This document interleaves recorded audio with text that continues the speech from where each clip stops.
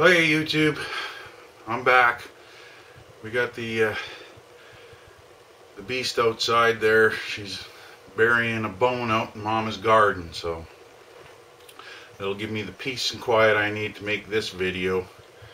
And she seems to be happy at the moment. She likes to either want to be involved when I'm at the bench or wants to play when I'm at the bench, so she tends to be vocal about that. So anyhow, so you've met Darby. Now I'll also introduce you to Gem, or Jemmy as we call her, or in her younger years we used to call her Demon, because she was a pretty bad little thing and just love her. So anyhow, this is the other one. She doesn't give me nearly as much trouble. She's pretty old, so anyhow, you've met the kids that are still living at home here. So anyways, getting back to the video here. Again, I wanted to thank Mr. Minidreams for the shout out today on one of his videos. So it means a lot. I mean, he's been around a long time and he does some just incredible work there. So to get some recognition from somebody of his stature is it's pretty high praise, I think. So and now on that note, I'd like also to pay it forward, basically. So I'd like to do a few shout outs here as well, and I don't have them written up on the paper like he did, but I'll type it in the description of the video here, so if get you guys get them some more subscribers. So first off, I'll give a shout out to Wayne Thurley. He calls his shop the Angry Squirrel Custom Rod Shop, and he had set his channel up probably about a year ago. He's only got a couple of videos up now, but he had set his channel up and then had a house fire and has now just managed to get himself back to the bench there. So, and he also give me a shout out as well, so I thank you for that as well, Wayne. Also I'd like to give a shout out to Dustin, Hinterland Customs. Him and I had been corresponding a little bit, and he wanted to do a little trading, a little stash trading there, so we did a little deal, and we actually spoke on the phone for quite a while. So and he's very friendly, very, you know, there's just like a couple of old long lost buddies kind of, you know, conversation, talking cars and models and whatnot. So which kind of, it was fun for me. So I'll give him a shout out as well. And I'd also like to give a shout out to Gary, GaztheK, and him and I have been in contact a little bit here too. So, and he's in the UK, and he's been around a lot longer than I have here on YouTube and in the community. So, you know, I'm sure a lot of you guys have already subscribed to him, but you know, he's again very, very friendly, and you know, we've been exchanging some correspondence here a little bit lately. So it's been fun. So, and you know, it's just this whole community, I mean, and you know, and guys, you know, say it all the time, and I'll reiterate, it's just, there's just a great group of guys in the community. Everybody's friendly, they're you know, helpful when when they want, you know, when you need. If you got questions, they're more than willing to help. You know, nobody's hiding secrets and stuff like that. Just, you know, basically just a big group of friends, or as, you know, as Minnie says, it's like they feel like family. So, and so give a shout out to those guys again. I'll put the names down in the description here on this video. So now, and I'll try to move along here fairly quickly, because my videos tend to be kind of long. So, and I got a few things too that I want to show you guys. So I'll start with the trade. I acquired 59 Corvette kit here. This kit I've got earmarked for some donor stuff in terms of the body and wheels, tires, stuff like that. So I won't build this actual kit, but there's a lot of stuff in here that I'm going to find very useful to me. So, and also, before I forget, he threw me in here a set of, take them out of the bag, little pair of racing buckets here as well. Just something you can never have too many of. I actually don't really have anything kicking around for spares or anything of these, so that's nice little touch there. And I thank you for that, Dustin. And then the other kit that I got from him, and this one, I'm stoked about that kit. That's the, you know, the old 34 Ford. That's just, for me, for the old, you know, pre-40 cars, the 34 Ford's my favorite. So that just screams hot rod. I came up with a little idea, kind of inspired by Wayne Osborne and his tale of two Chargers. There's another shout out, just dropping names like crazy here tonight.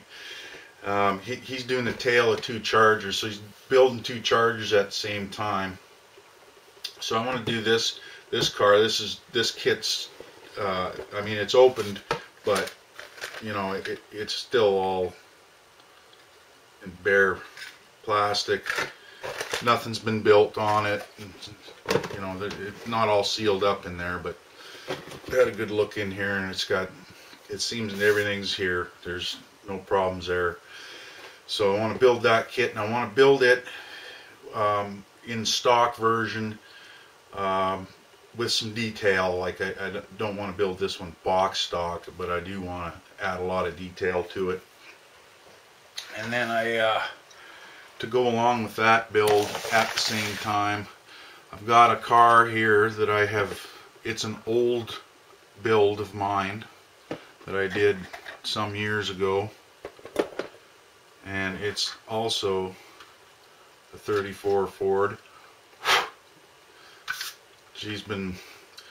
This was assembled fully at one particular time, but over the years, and gets moved from room to room, and you know, you make a few moves house to house, and they, you know, pieces start falling off, and then more pieces start falling off, and so on. So it's kind of, let's put it this way, it won't be hard to take apart now. So, but I'd like to redo this car, and what I'd like to do, and I've never done it before, is I'd like to chop the top on this one.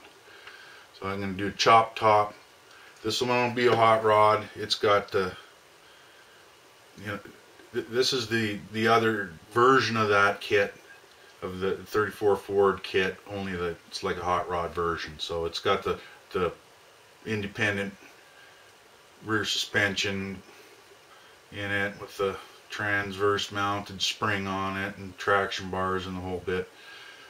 And it's got the small block Chevy, which I think probably what I'm gonna do is get a small block Ford in there. So, but mainly what I want to do is get the chop topped and get a different color on the car and build a hot rod out of her there. So I just hope I have all the pieces for it. I believe I do, because a lot of this is actually, it wasn't this bad 2 days ago. It just me grabbing onto it and looking at it, and then stuff gets stuck, and you know, it's in a box of parts, so it's kind of come apart a little bit more. So anyhow, that was the trade. And I have some more progress on my wrecker truck build. I got the parts that were missing that we blamed the dog for. I got some of those parts, and there was actually a lot more important parts on that tree than I originally thought there was, so that's nice. There's cab mount that was on there, because this kit, there would be like a conversion for it. I could put this down on the bench, but anyways, there's a conversion for it where they've moved the passenger side fuel tank, where it would normally sit on the frame, has been shoved forward, and so this steel plate, well, it's plastic, but otherwise steel plate was a conversion to mount the tank, and then we've got an individual separate cab mount, which was molded originally to the steps that were on that side, on the passenger side of that truck. So, and you know, they moved the tank forward obviously because the wrecker body doesn't allow the space on the frame there for it. So anyways, that's that. I've done a few details and getting the radiator in there and whatnot on the chassis. So there's not a bunch of work done there. I've got some more of this assembled now that I've got the missing parts. There's a couple of toolboxes that mount on the underside of this, and then there's this box, these two boxes here. And so I just got to do a little bit more sanding on the body, on this wrecker body, and then it's pretty much ready for primer. And then I'll do all the sub assemblies separately for that. And also I've gotten to work on the interior on it. I'll get my light up here a little bit better. So there's the interior. Oh, I got too much light. Wow. I went in there. I think we're focused okay, yeah. And there's that chrome surround around where the back window goes, and all the way down to the floor, which would be the opening where the sleeper would be. So I believe that those are, I mean, maybe chrome's going a bit far with it, but I chromed it anyhow. I like it. And then I did the little tin strip that would go along the floor. I did that also in chrome. I might dull these a little bit with a little bit of black wash, so they're not quite as bright. It'd be probably more like a polished steel or steel trim or whatever, but I think I like the chrome. It looks good. So and then I just did the floor in a semi-gloss, because it looks to me like the texture on the floor there looks a lot like it'd be a rubber mat. So we've got that painted up, and then of course the seats are mounted in there, and I I've done, you know, just a little bit of black washing on those seats. The one driver's side one, I got to do a bit more on it because it's a bit on the shiny side. I had just here not long ago, half hour ago, put a little bit more blue on it. Just it was just, I didn't really like the black wash that I had done on it, so I went back over it. Now I'll finish that seat up with some more black wash, and then I'll also, there's just a couple little more chrome pieces that I want to paint, and so the interior door handles as well, which are right in there, as you can see. So those should be chrome too. For those, what I'll do, and this is just a little technique I'll share with you guys. It's what I do, and I've actually had I've had quite a bit of success with this. And what I do is I'll just go in there with some black enamel, paint those over, and then I'll just hand brush the Spastic Chrome on it. This here is the I'll get my face out of the picture. I don't know how well you can see that. Steering column there with the levers and turn signals and whatnot on there. Those are just, I just took, you know, instead of silver, I just go in and just take the Spastics and a little, this is my brush I use. I have just this little detailing brush, and I just dip it in there and just, you know, lay it on fairly thick in one coat. Because if you keep going back over it, it wrecks the finish. So, but that's just something, you know, for guys who are trying to get a little bit more realistic than a silver paint or a steel or whatever. It turns out nice. It does. That's a bit small to really give you an idea, but yeah, you know, you should be able to see that fairly well. If not, I can show you how I do it and what the results are on a little bit larger scale there. So the other little secret that I call it, so it's no longer going to be a secret, but with the Spastics, if you've got a part that's prepped and it's nice and shiny, either with the black enamel. The enamels is just what you need really for that stuff to stick to it. You can actually dip your part right in the bottle. Just dip it right in there, pull it out, and it'll come out about perfect, actually. And here's an example. This is the hood off the Dart, and that chrome trim piece, that's exactly what I did with it. Now, I didn't dechrome the whole piece. Now this isn't focusing, but I mean, there was some cleanup that I had to do on it, and I cleaned it up. And you just get it as smooth as you can, and I just dipped it. And if you leave the old chrome on it, it doesn't phase the old chrome at all. It'll just run right off the old chrome, and it'll stick to the area that's not chromed on the part. And as a matter of fact, with that chrome piece, I dipped one half of it in to start, and then I let it dry for about an hour or two, and then I just picked it up and flipped it, dipped the other end of it in there halfway, and you can't tell. So, you know, Spastics, or all clad, they both work just as well. So,